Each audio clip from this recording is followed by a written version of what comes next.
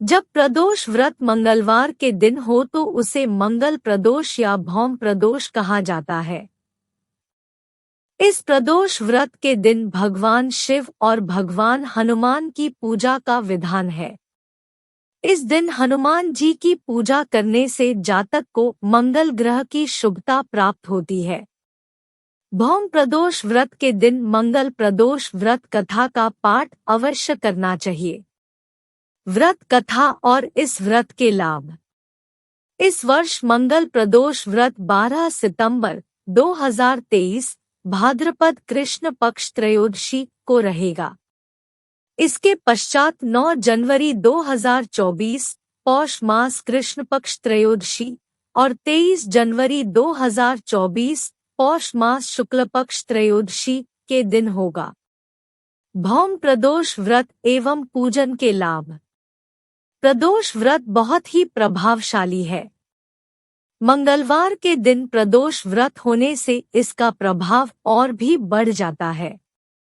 इस दिन व्रत एवं पूजन करने से साधक को भगवान शिव और हनुमान जी दोनों का आशीर्वाद प्राप्त होता है। मंगल प्रदोष के दिन हनुमान जी के पूजन से विशेष लाभ होता है।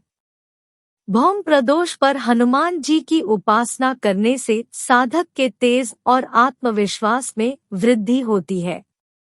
मंगल प्रदोष का व्रत करने से साधक पर शनि की 7.5 का प्रभाव कम होता है और यदि उसकी जन्म कुंडली में मंगल दोष हो तो उसका भी निवारण होता है।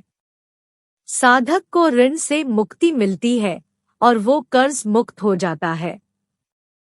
मंगल प्रदोष के दिन भगवान शिव जी की आराधना करके साधक को उनकी विशेष कृपा और आशीर्वाद की प्राप्ति होती है। साधक को मंगल ग्रह की शुभता प्राप्त होती है। मंगल प्रदोष व्रत कथा।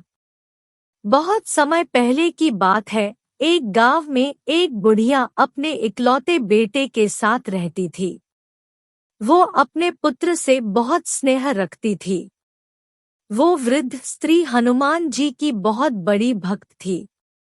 उसकी हनुमान जी में अटूट श्रद्धा थी। वह नियम पूर्वक विधि अनुसार हर मंगलवार के दिन व्रत रखती और हनुमान जी की उपासना करती थी। उसकी इतनी भक्ति और श्रद्धा देखकर हनुमान जी ने उसकी की परीक्षा लेने का निश्चय किया। मंगलवार के दिन एक साधु का रूप लेकर हनुमान जी उस बुढ़िया के घर आकर आवाज लगाने लगे। वो बोले हैं, कोई हनुमान भक्त जो हमारी इच्छा पूर्ण करे। ऐसी पुकार सुनकर वो वृद्ध स्त्री अपने घर से बाहर आई और बोली, महाराज बताइए मैं आपकी क्या सेवा कर सकती हूँ। साधु रूपधारी हनुमान जी बोले, मुझे भूख लगी है, मैं भोजन करूँगा, तू थोड़ी जमीन लीप दे।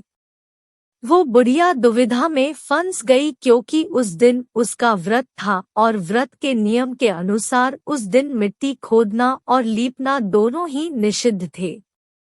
इसलिए वो वृद्धा हाथ जोड़कर बोली, हे महाराज, मैं आज मिट्टी खोदने और लीपने का कार्य नहीं कर सकती, आप इसके अतिरिक्त कोई दूसरी आज्ञा दे, मैं अवश्य पूर्ण करूंगी।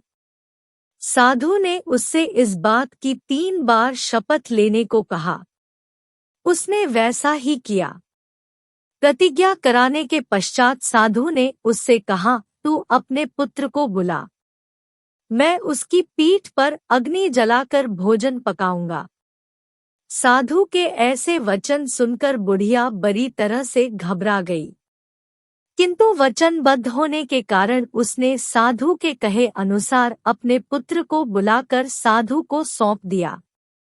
साधु का रूप धारण किए हनुमान जी ने उस वृद्ध स्त्री के द्वारा ही उसके बेटे को पेट के बल भूमि पर लिटवाया और फिर उसकी पीठ पर आग जलवाई।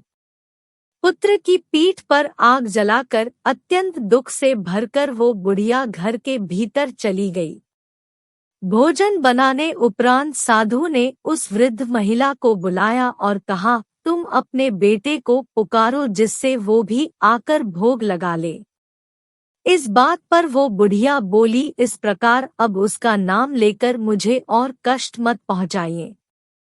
किंतु साधु महाराज के हठ के आगे उस वृद्धा को झुकना पड़ा और उनके कहे अनुसार उसने अपने पुत्र को पुकारा। वृद्धा के पुकारते ही उसका पुत्र घर से बिल्कुल स्वस्थ रूप में निकला आया, जैसे कुछ हुआ जी ना हो।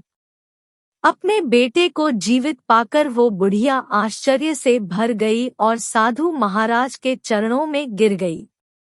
वो बोली, आप कोई साधारण साधु नहीं है, कृपया मुझे अपना सही परिचय दें। तब हनुमान जी ने उस वृद्धा को अपने वास्तविक रूप में दर्शन दिए और कहा कि मैं तुम्हारी भक्ति से अत्यंत प्रसन्न हूँ। तुम जो चाहो मांग लो। उस वृद्धा को उसकी इच्छानुसार वर देकर भगवान वहां से अंतर्ध्यान हो गए।